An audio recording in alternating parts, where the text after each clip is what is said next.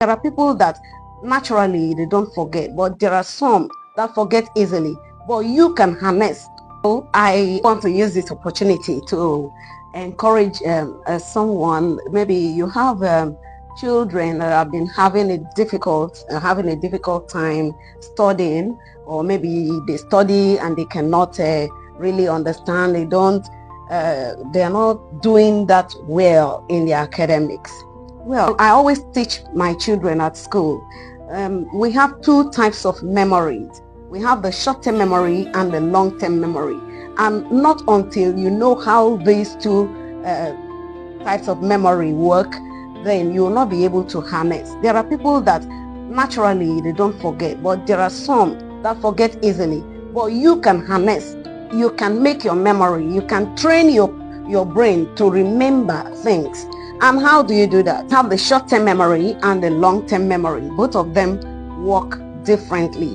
The short-term memory is capable of holding information for just few seconds. That is why you go to a new place and then you are introduced. You can just look the other way. By the time you turn back, you have forgotten. You've completely forgotten the person's name or the person whom you were introduced to. You've forgotten his or her name, and that is because you've not been able to process the information from your short-term memory to your long-term memory.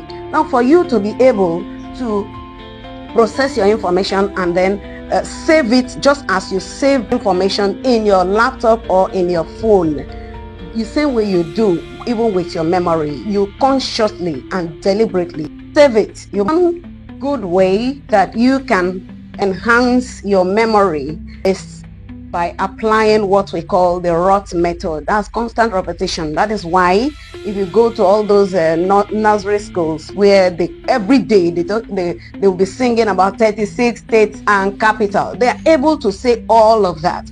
But you as an adult, if they ask you to mention all the 36 states in Nigeria from 1 to the number 36, you may not be able to do that. Why? Because you are not repeating it over and over again. But for those children, even if their languages are not clear, they're able to say all these things because they have been repeating this process over time.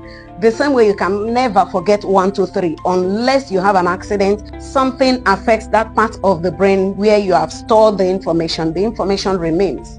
And the number of times that you review this information or you constantly revisit the information will determine how long the information will remain in your system, in your brain.